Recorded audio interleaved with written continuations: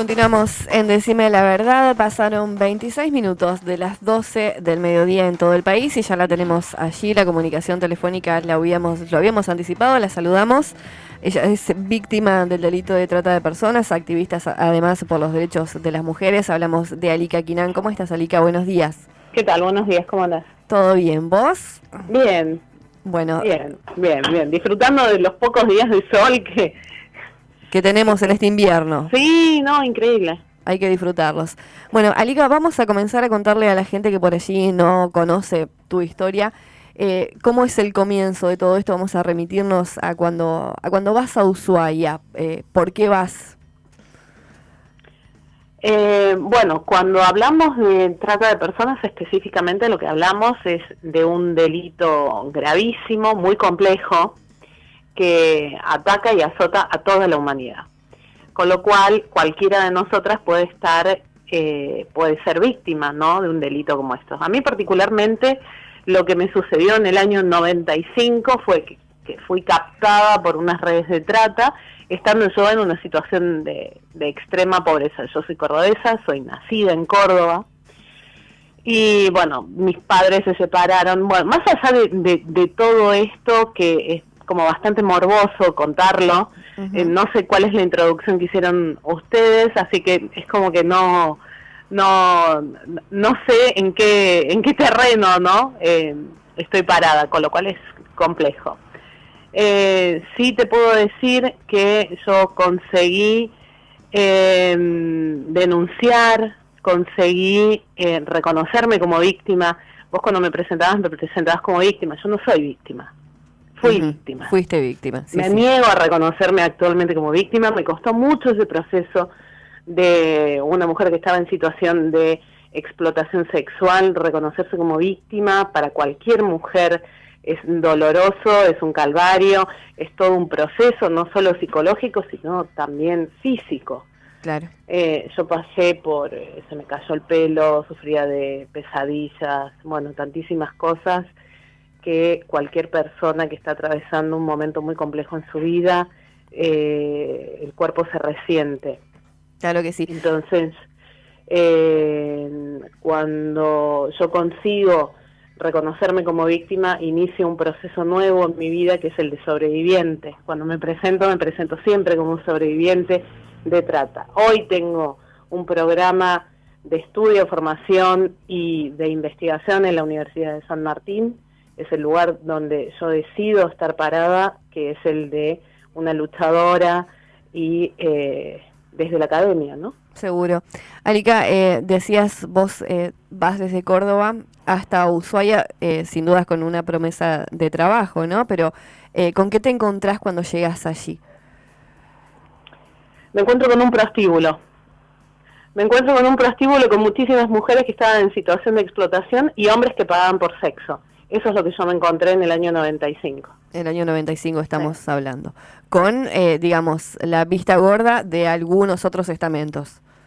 Sí, con complicidad policial, complicidad de un Estado municipal, complicidad del Estado provincial, de la negación por parte de la propia sociedad, ¿no? Gente que pasa todos los días delante de los prostíbulos y se niega a ver una realidad que son mujeres con derechos vulnerados, porque no nacimos vulnerables, se nos vulneraron los derechos y de ahí en más lo que deciden esa parte de la sociedad es negarnos ayuda, negarnos reinserción social, reinserción laboral, y bueno, un poco eso es lo que estamos trabajando y lo que hoy decidimos llevar a la universidad, esta problemática, para que sea objeto de estudio. ¿Pensaste en algún momento antes de 2012 que podías escapar de allí, que podías escapar de esa situación antes de reconocerte como víctima? No, jamás. ¿A dónde me iba a ir? Claro. Sí. Jamás. Es todo lo que tenías, era el trabajo, el sustento para el resto de tu familia, era lo que conocías. Trabajo no, yo no puedo reconocer la explotación sexual como un trabajo. Yo no tenía trabajo. era todo lo que existía en mi vida y es la manera en que estaba todo acomodado por parte de la sociedad para que las mujeres no se quejen. No hay nada más patriarcal que la prostitución. Sí, Marcelo. Georgina, ¿cómo te va? Georgina, Alica, perdón, Alica. Alica. Justamente te iba a hacer una pregunta sobre Georgina Orellano. Marcelo Descalzo te habla, Alica. ¿Cómo te va, Marcelo? Todo bien. Quería consultarte, ya que estabas comentando esto, ¿cómo te resuena entonces cuando a través de AMAR, la Asociación de Meretrices Argentinas, lo toman como si fuera un trabajo? A ver, una agrupación de mujeres que tiene prostíbulos, que están denunciadas y fueron imputadas 4 veces por el delito de trata, ¿qué me pueden venir a explicar a mí? Cuando yo las denuncio, cuando yo denuncio lo que ellas hacen. Regentear los prostíbulos es un delito, y es un delito gravísimo. Promocionar la prostitución en nuestro país está tipificado como un delito muy grave. Es todo lo que yo denuncio y es todo lo que el mundo está denunciando. Que hoy se hayan filtrado o infiltrado en las filas del feminismo y que hayan tomado el mismo discurso que utilizamos las mujeres feministas para hablar de nuestro cuerpo, mi decisión en relación al aborto, que ellas lo quieran utilizar de una manera escabrosa para seguir sosteniendo los privilegios de los varones. A ver, ¿qué es la prostitución? Exactamente qué es la prostitución, si vamos a deconstruirla filosóficamente, ¿no? O materialmente, la podemos deconstruir materialmente. La prostitución netamente es la venta del cuerpo, la venta del sexo, ni siquiera de la sexualidad, es la venta del sexo. ¿Quiénes venden sexo? Las mujeres. ¿Quiénes compran sexo? Los varones. Estamos hablando, por supuesto, más del 80%, los consumidores varones son más del 95%. Entonces, exactamente qué es lo que se sostiene. Se sostiene un privilegio machista. ¿Las feministas sostenemos privilegios machistas? No. ¿Perseguimos a las mujeres que están en situación de prostitución? No, bajo ningún concepto, de ninguna manera. Decidimos acompañarlas. A mí me acompañaron agrupaciones feministas. Me acompañaron de una manera muy sorora y muy solidaria, respetando mis procesos psicológicos y físicos, que era lo que mi cuerpo podía hacer en ese momento, lo que mi psiquis podía hacer en ese momento. Alica, ¿y cómo crees que se puede cortar con el círculo mujer sometida, hombre consumidor? Bueno, este es uno de los grandes desafíos de la sociedad en nuestro tiempo. Esto depende de la ruptura que podamos hacer en cuanto a los estereotipos de género. Los estereotipos de género que nos han hecho tantísimo daño, ¿no? A las mujeres, sobre todo, y también a los varones, pero sobre todo a las mujeres. Cuando se nos ha condenado a las mujeres a dar placer o a garantizar comodidades para los varones. ¿Realmente las mujeres estamos rompiendo con esas estructuras? Bueno, este es el desafío. A partir de ahora yo creo que hay muchísimo camino para desandar y volver a andar desde el feminismo. Alica, ¿por qué señalás que la prostitución es una de las formas de violencia más extremas que hay? Cuando hablamos de prostitución, hablamos de explotación sexual. Cuando hablamos de prostitución, hablamos de estereotipos de género, teniendo en cuenta que somos las mujeres o las individuas feminizadas quienes son las explotadas sexualmente. Hablamos de violencia económica, violencia sexual, violencia física, violencia psicológica. Es un cúmulo de violencias la prostitución, no dicho por mí, sino por las grandes académicas de la historia, ¿no? Creo que una pregunta, yo sé por dónde va y por qué haces vos esa pregunta, para que yo lo deje sentado y para que lo deje firme, pero en realidad cualquier académica que haya leído sabe exactamente lo que es la prostitución. Es el privilegio, es el primer privilegio que han tenido los varones y es un cúmulo de violencias para las mujeres. Alica, te corro un momentito, siempre dentro del mismo tema, ¿no? Sí. El 30 de julio entramos, ahora estamos en el mes del Día Mundial contra la Trata de Personas, ¿verdad? Ya que el 30 se conmemora ese día, ¿es así? Sí, es el día designado por Naciones Unidas, sí. Bien. ¿Crees que ha habido un avance o un estancamiento en cuanto a este tema a nivel mundial? Bueno, Y después, y después, perdón que te corte, me quedó dando vueltas que dijiste que estaba instituido este día por Naciones Unidas. Por Naciones Unidas. ¿Te hace ruido eso? No, porque debería de hacerme. No, está. Bueno, entonces te llevo a la pregunta inicial.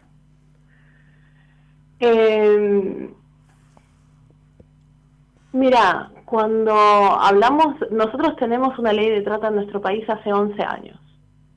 En el año 2008 fue promulgada la primera ley de trata, donde no se tenía, en realidad sí que se tenía en cuenta la figura del consentimiento, luego se elimina la figura del consentimiento dado el fracaso en materia de la persecución del delito. Cuando se realizaban los allanamientos, las mujeres no se reconocían como víctimas, decían, no, si yo estoy acá porque quiero, teniendo que soportar todo lo que se soporta, ¿no? En una situación de esclavitud sexual. Uh-huh. Netamente cuando hablamos de la prostitución. Entonces, a partir de esos resultados tan nefastos que tuvo nuestro país, y ante la petición, ¿no?, de tantas organizaciones sociales, y que estábamos y seguimos siendo observados a nivel mundial por muchísimos otros países, entre ellos España, México, que permanentemente están o Colombia, que están observando nuestro país y los resultados que arroja en materia de trata. Nosotros tenemos mucho éxito en cuanto a la persecución del delito, no así la restitución de derechos a las mujeres. Entonces, podríamos hablar claramente de un fracaso de nuestro país en materia de los resultados sobre asistencia y acompañamiento a víctimas de trata. Germán Garabano, el ministro de Justicia y Derechos Humanos, mencionaba que se habían asistido a más de 14.000, hay un tuit de esto, o sea, bien, si lo buscan, lo pueden encontrar. Se brindó asistencia a más de 14.000 víctimas del delito de trata, tanto trata sexual como trata laboral, que esto también son varones explotados laboralmente en campos, talleres textiles. La trata de personas es muy amplia, no es solamente una sola finalidad. Lo que pasa es que sí, el número es el más grueso y los daños son los más graves, ¿no?, los que produce la trata sexual. Para mí, si nuestro país realmente estuviera comprometido con la lucha contra la trata, tendríamos unos resultados absolutamente maravillosos. Nuestro país ni siquiera sabe trabajar las estadísticas, no trabaja unas estadísticas como corresponde. Primero, que no tenemos 14.000 casos de víctimas que hayan sido asistidas. De hecho, hay un puñado de víctimas que han sido asistidas porque nuestro país ni siquiera dispone de las partidas presupuestarias acordes para acompañar a las víctimas, ni siquiera para asistirlas. Cuando hablamos de asistencia y acompañamiento a víctimas, estamos hablando de apoyo psicológico adecuado y profesionalizado para las víctimas de trata, estamos hablando de vivienda, inclusión social. Dentro de la inclusión social tenemos que estar hablando de la inclusión laboral y de qué manera se forma nuestra sociedad para poder, y esto está en el marco de la ESI, para poder reconocer las situaciones de trata y de explotación y cómo ingresan estas personas o se reinsertan estas personas, tanto mujeres, niñas, población LGTBIQ, y ahí me quedo, y los varones que han sido explotados a nuestra sociedad y cómo los recibimos nosotras y nosotros, ¿no? Dime. Alica, no, te quería consultar porque en varias entrevistas vos mencionás el que el abolicionismo no es lo mismo que el prohibicionismo. ¿Cuál sería la diferencia entre ambos?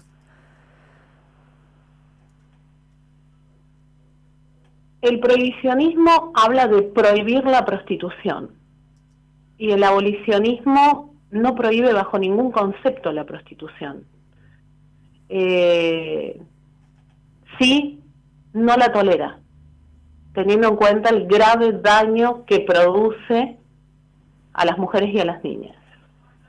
Nosotros yo soy abolicionista, mi mirada es abolicionista, yo por supuesto repudio a quienes pagan y demandan sexo, porque me parece que es lo más terrible que puede hacer un varón, o a quienes esclavizan a trabajadores en el campo, a quienes buscan comprar órganos. Eso es el abolicionismo.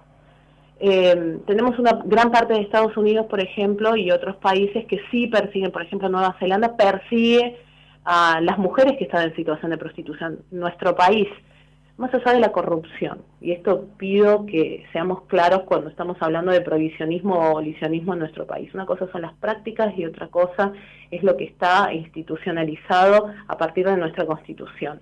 Nosotros somos un país abolicionista, pero tenemos muchísima corrupción. En nuestro país no se debe de perseguir y no somos tolerantes ante la persecución de mujeres o comunidad trans que está en situación de prostitución. Creemos en que se les deben dar y facilitar todos los medios para que salgan de la situación de prostitución o de explotación sexual. ¿Se entiende? Sí, sí. Esa es la diferencia entre el abolicionismo y el prohibicionismo. ¿Sabes lo que es el regulacionismo? Que esta es una de las terceras líneas. Regular la prostitución para que los proxenetas no sean considerados proxenetas y sí empresarios. Eso es regular la prostitución. Ahí se acabarían todos los juicios por trata de personas porque nos podrían explotar sexualmente y no tendríamos lugar a queja. Es lo que está pasando en Holanda, lo que está pasando en Alemania, cuando se hablan de los resultados en cuanto a la persecución del delito de trata. Claro, han bajado muchísimo. ¿Por qué? Porque no hay marco jurídico para poder denunciar a los proxenetas, porque ya no son más proxenetas, son empresarios exitosos. Hablando de juicios, ¿cómo viviste vos el juicio contra justamente tus proxenetas y contra el Estado allí por 2016, Alica? Muy mal. Yo lo viví muy mal. A mí me amenazaron, me tuvieron que sacar de la provincia de Tierra del Fuego. Amenazaron a mis hijos. Me amenazaron a mí. Llegaron amenazas de afuera, mi propia hermana, mi expareja. Es toda como operan las mafias. Y con respecto a la condena, ¿crees que fue justa? Mi mirada no es precisamente, no soy la persona acorde para opinar sobre una condena a los proxenetas, porque yo creo que deberían de caer con toda la fuerza de la ley. Yo toda mi vida voy a tener problemas tanto físicos como psicológicos. Mi pericia del cuerpo médico forense arrojó un 70% de discapacidad emocional. Eso me va a acompañar toda mi vida. Y de los 6 proxenetas, solo llegamos a una instancia de juicio con 3, solo uno hoy está en prisión y en unos años se va a estar libre. Le dieron 7 años de condena. Por supuesto que no me parece justo, claro que no me parece lo más apropiado. Si por mí fuera, les daría 50 años de cárcel. Por eso te digo, yo no soy la persona más apropiada para opinar sobre las condenas a los proxenetas. Sí creo firmemente en que deben de ser más duras en nuestro país. Y bueno, es obviamente que la condena nunca alcanza, ¿no? Pero al margen, ¿lo sentiste como un logro importante en el proceso de lucha contra la trata?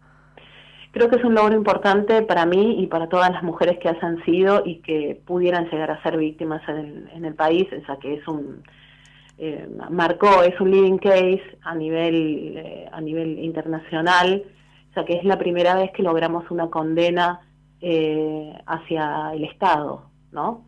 Esto es muy importante, que se pudo demostrar, y esto lo dice la sentencia de casación, que estamos ante un Estado rufián y proxeneta. Esto es lo que escribió el tribunal. Me parece que es una de las frases más duras y más reales cuando hablamos sobre todo de la complicidad del Estado en estos delitos de tortura. ¿Quiénes son, Alika, tus referentes en el feminismo y por qué? Si nos lo podés contar. Mis referentes en el feminismo. Está muy idealizado esto de los referentes en el feminismo. Yo creo que todas sumamos a la construcción de un feminismo.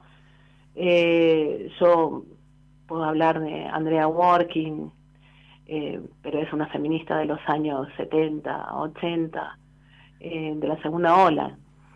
Y aún así creo que hay que adaptar muchas cosas a un feminismo actual. El feminismo es dinámico, el feminismo es un movimiento que está continuamente en crecimiento, es como una niña que crece y se desarrolla permanentemente y se adapta y se readapta a cada tiempo, ¿no? A cada era. Entonces creo que está muy bien que hagamos revisiones y nos cuestionemos. No estoy muy de acuerdo con criticar permanentemente a las mujeres, ni siquiera a las compañeras, porque cada una tiene su propia historia, tiene sus propios procesos. En Argentina te podría hablar de Marcela Rodríguez, en Estados Unidos, bueno, Andrea Dworkin, Catherine McKinnon, que es una jurista norteamericana, en España Rosa Cobuvedia, que es maravillosa lo que escribe, bueno, y todas son abolicionistas. No sé qué más puedo decirte respecto al feminismo. Creo que es dinámico, creo que crece permanentemente, que lo tenemos en construcción. Lamentablemente hablamos por ciclos de olas, ¿no? Y esto es como que las mujeres nos volvieron, esto es un cuestionamiento que dicen al propio movimiento, dije, ¿cómo es esto de las olas? ¿Que esto significa que cada 10 años nos volvemos locas y salimos a las calles? No le podemos decir que son olas. La ola de los 70, la ola de los 80, la ola del 2020. No, nosotros tenemos que hablar de un feminismo permanente, algo que sea más constante, más estable. Pero bueno, también depende de la fuerza que nos den. Hoy tenemos, como dice Luciana Pecker, la revolución de las hijas y está muy bien. Tenemos que aprovechar toda esta fuerza de todas estas pibas que también la tuvimos nosotras en algún momento y que, bueno, están aprendiendo, se están reconociendo y eso es muy bueno. Alika, recién le decías a Yamila, ¿qué más te puedo decir sobre el feminismo? Lo que no hayas dicho acá en Decime la Verdad, porque tenemos un determinado tiempo para cada entrevista, lo vas a decir la semana que viene, el 18 de julio, más precisamente a las 18 horas, en el aula magna de la UNS, en Colón 80. Es así, sobreviviendo a la trata, es la charla. Sobreviviendo a la trata y sobreviviendo a la sociedad que ampara la trata, creo yo, ¿no? Y al Estado que ampara la trata. Pero bueno, esto no soy muy buena respecto a los títulos. Me parece que cada vez que leo un título digo, no, esto hay que cambiarlo porque... Estoy leyendo el flyer, ¿eh? ¿No? Sí, yo lo sé. Pero bueno, esto es una crítica que me hago yo a mí misma. Me decían, bueno, ¿cómo le ponemos? No sé, pónganle ustedes el título, porque esto de las decisiones a mí es algo que todavía me cuesta. No se olviden que yo hace 8 años nada más que fui rescatada. Entonces, está bien. Bueno, me cuesta mucho. Sí. Algunas cosas me cuestan. Bueno, entonces te podés hacer cargo, pero del copete que estoy leyendo en el flyer, que es Nuevos Desafíos y Políticas Públicas. Sí, a partir de ahí sí. Políticas públicas es un tema que me apasiona. Así que todos aquellos y todas aquellas y todos que quieran venir a compartir y a discutir sobre políticas públicas, me parece que es muy interesante el espacio que se está generando hoy en la universidad en Bahía y vamos a aprovecharlo. Agradezco profundamente a la Universidad Nacional, a todas las universidades nacionales, porque fue mi bomba de oxígeno, ¿no? Fue quienes me dieron a mí el oxígeno necesario para poder continuar esta lucha y darle forma, enmarcarla en un lugar más concreto. Bueno, vamos a recordar entonces el próximo 18 de julio, como decíamos, a partir de las 18 horas, en el aula magna de la UNSA, aquí nomás a pasitos de Vorterix en Colón 80, sobreviviendo a la trata, historia de vida, nuevos desafíos y políticas públicas, a cargo de Alika Quinan. Alika, serás más que bienvenida a nuestra ciudad como siempre. Les agradezco muchísimo. Quiero mucho yo a la gente de Bahía y bueno, Bahía en sí. Creo que hay mucho trabajo por hacer, así que me van a tener en todo lo que ustedes me necesiten y lo que yo pueda apoyar. Sí, Marcelo. La vamos a tener acá, probablemente en el estudio de Vorterix Bahía, quizá. Seguro, seguro, Marce. Ese mismo jueves. Dale. Bueno, que tengas un lindo fin de semana y muchísimas gracias por la predisposición, Alika. Chicos, disfruten el día. Dale. Es muy importante, disfruten el día. Muchísimas gracias. Un abrazo. Chao, chao. Pasaba allí Alika Quinan, entonces, anticipando un poquito esta próxima charla que, como decíamos, Marcelo, 18 de julio en el aula magna de la UNS, más que interesante. Ayer se cumplieron 96 años del nacimiento de René Favaloro. Sí, así es. Sí. Héroe. Uno, sí, me parece. Uno. Sí. Así que escuchamos, en homenaje a él, escuchamos Ataque 77 Western.